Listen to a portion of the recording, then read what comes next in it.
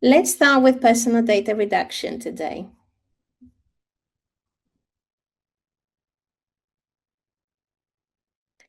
Privacy risk is growing inside operational email every day. And here's a reality check.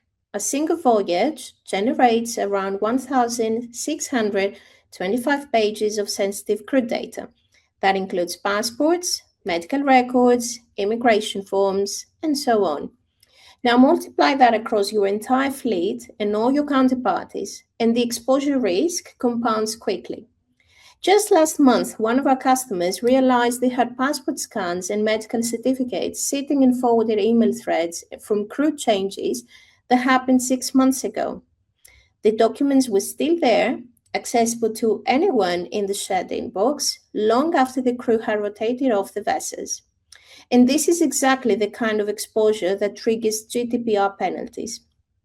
GDPR fines alone can reach 20 million euros or 4% of global turnover, and enforcement is increasing.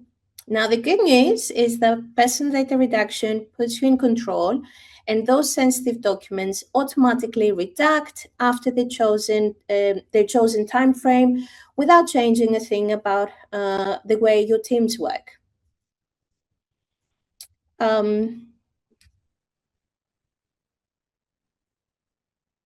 I'll speak a little bit about how this works. To start off, as Dina mentioned, the personal data redaction module is an add-on to Sedna email that automatically helps you protect sensitive data without disrupting any of the workflows. How this works is that messages are automatically scanned when sent or received for personal data according to over 30 personal data types or detectors. This also includes the message body as well as attachments, and the module supports over 400 file types.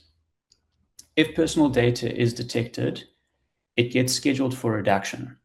The redaction is based on a time interval and will happen all automatically in the background. There's no additional impact to the workflow or actions needed. For all users, a scanned card displays on the messages when an email is being scanned, if personal data is detected and the scheduled redaction date, and then following the redaction, there's a scan card to show that the data has been redacted and the date on which it was removed. All users have the ability to flag messages to contain personal data. So this is if a scan was did not find any personal data, but you believe there's something sensitive, you can manually flag the message, which will automatically then schedule it for redaction. For special permission roles of admin users, there's additional functionality to interact with messages that have been redacted. This includes downloading the unredacted version of the email for review, viewing the scan results, and then restoring a message to its original state of the unredacted version. I'll also take you through a walkthrough today just to give you a bit more detail on some of the processes that we just discussed. So for the purposes of this demo, I've set the redaction interval to be 30 seconds. This time is customizable and can be configured to your preference, anytime up to a year. So in this message example here, you can see that I've included some personal data. I will send this off, and I ask that you just keep an eye on the scan cards. It'll go through the various states and give us some time to discuss exactly what redaction means before the message is redacted. Okay, so I'll send this now. So as you can see, the message has now been sent, and the scan card shows that it's being scanned for personal data. As personal data was contained in this message, you can see it has now been scheduled for redaction. So this notification will be available for all users on this message and will contain the redaction date, time and date where it's scheduled. How does redaction work and what does this actually mean? When personal data is identified, the message itself is redacted. So essentially we have two versions. We replace it with a redacted version. If any personal data was identified in the message body, those will be redacted inline, and any attachments on the message will be removed or hidden. As you can see, the redaction has now taken place, the attachment was removed, and all the inline personal data that was identified has now been redacted. Any interaction with this email now that has been redacted will be with the redacted version. If a user were to download this email file, it would be the redacted version. And if you interact with it with forwarding or replies, the information will not accidentally be shared. This will remain the redacted version on future responses. To talk a little bit about the details that I mentioned that an admin user will have, this is a permission set within the user settings in email that allows them to have additional functionality to interact with messages that have been scanned and those that have been redacted. So the first off, which is pretty useful, is viewing the scan results. So what this will allow is for the user to see why a message was identified containing personal data. This is particularly useful when there's a number of attachments or very large attachments that may contain data that instead of manually reviewing each page, the scan results will show you what shows up. During the process, they are categorized. So in this scenario, you can see that the category was national and the type was passport. It then also provides some additional information on the context of where this was found and the personal data itself. So this is very useful in quickly reviewing the information to see if there is personal data and how sensitive it is, and determine if you need to unredact this message for any legitimate use cases. This will show all the types that are found. So as you can see, the social security numbers, as well as scanning images and attachments. So returning back to the message body, the scan card, as it was redacted, will continue to show this redaction date so that it's easy to refer back to in the future. The admin permission also allows you to download the unredacted version of the email. So if you find that you would like to review this following viewing the scan results, you're able to download the EML file and manually review that. If you require the message to be returned to its original state or to unredact the message, there is the function here to restore the unredacted version. This is instant. It does not go into a scheduled queue. I'll show you now.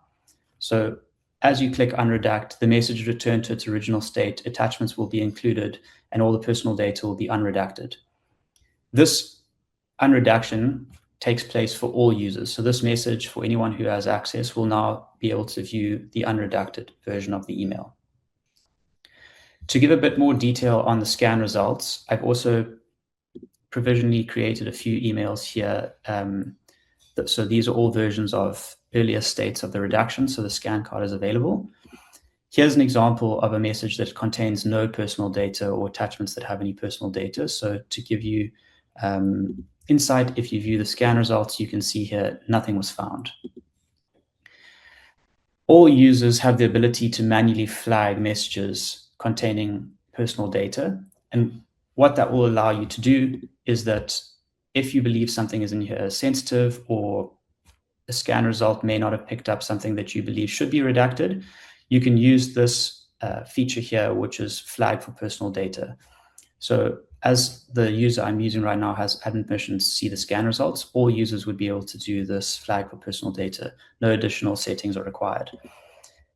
After confirming this, what it does, it will automatically schedule this for redaction following the normal redaction interval process. So you can see the scan card displays now showing that it's going to be redacted. And in 30 seconds time, this will be hidden. I'll circle back to this while we are talking. On how these processes work, I can show you another version here, just with a snippet, if you give me a second.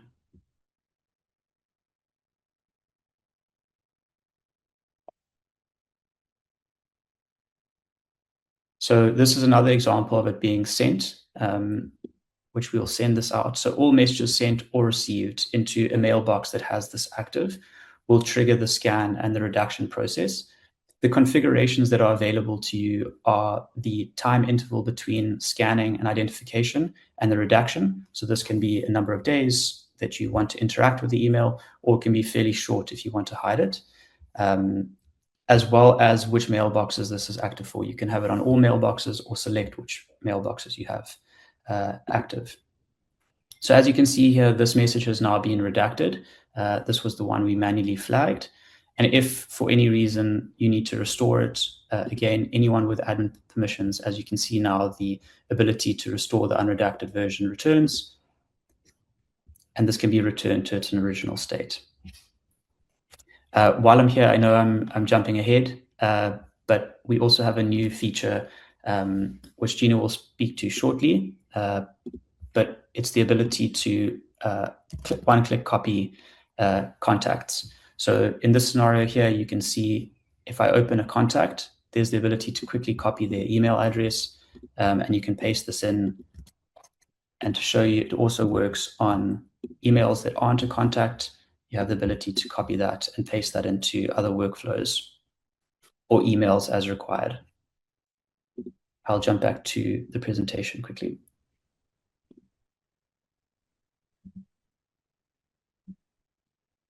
Thank you, Stuart. So personal data redaction is available now as a paid add-on for customers who need systematic privacy controls in their operational email. To learn more about how this works and how to implement it, please speak with the customer operations team at success@sedna.com.